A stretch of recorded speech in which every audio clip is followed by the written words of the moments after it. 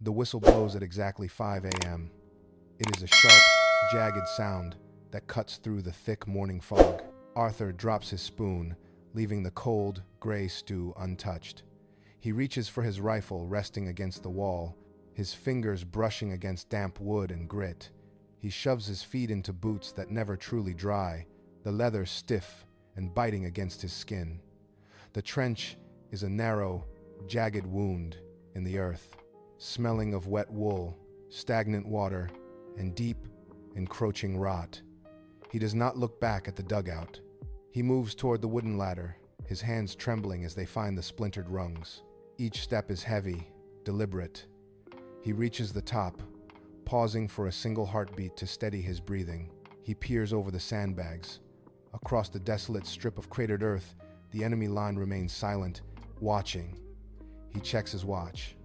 He has 3 minutes to fix the jammed bolt on his rifle before the morning artillery barrage begins. The air is frigid, stinging his lungs with every inhalation. He is alone with the weight of the coming day. He pulls at the bolt, but the metal remains seized, locked tight by grit and neglect. His knuckles turn white, his breath hitching as the seconds tick toward the deadline. He forces his weight against the mechanism, desperate to clear the obstruction before the horizon erupts.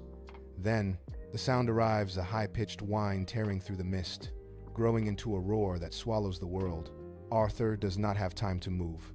The shell slams into the parapet, liquefying the sandbags and sending a shockwave through the ground.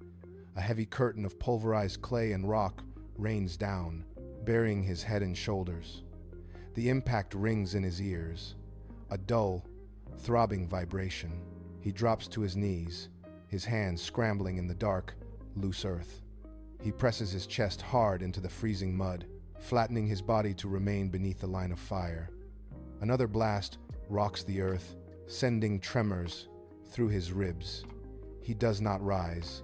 He pivots on his elbows, dragging his body away from the collapsing wall, inching toward the safety of the communication trench. Every movement is a struggle against the weight of the debris and the biting cold of the slurry beneath him. Arthur drags his body into the communication trench, but the way forward is gone. A ceiling collapse has choked the passage with thick, wet clay. He reaches out, his fingers clawing at the mound until they strike cold steel, a shovel. He grips the handle, the wood slick with moisture, and begins to hack at the barrier. Each swing is short, constrained by the narrow walls.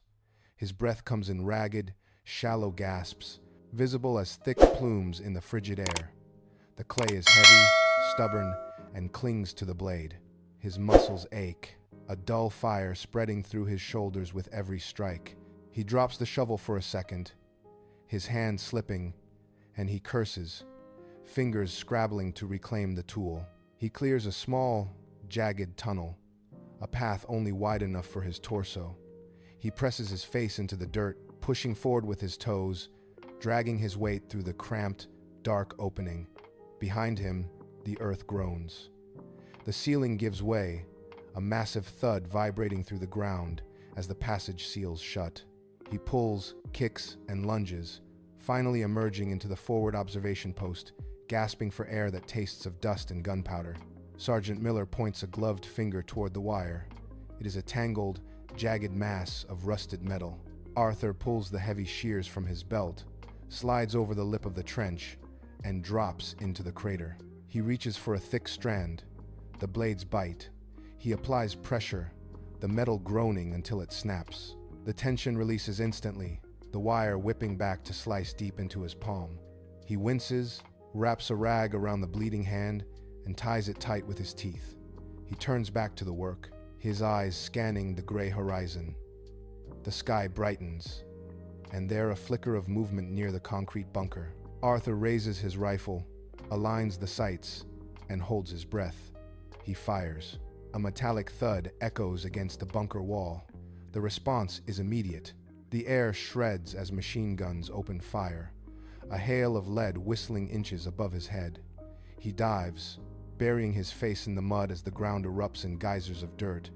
He stays pressed against the earth, counting the rhythmic pauses in the firing. The lead stops for a heartbeat, He calculates the distance back to the trench, his pulse drumming against the cold, wet soil. The machine guns roared again, but Arthur was already moving. He sprinted, his boots finding purchase on the slick, cratered slope. He lunged, his fingers catching the jagged wood of the parapet, and he hauled himself over the edge. He landed hard on the splintered duckboards, the wood groaning beneath his weight. He collapsed against the wall, sliding down until his back hit the earth. The screaming of lead had stopped, replaced by a heavy, ringing silence. He tilted his head back, staring up at the sky. A flare drifted down, casting a sickly, pale light that bathed the trench in shadow. It descended like a dying star, swaying in the wind until it hit the mud and vanished. His pulse thudded in his ears, a frantic rhythm that slowly began to ease. He reached into his pocket with trembling fingers, fumbling until he found the hardtack.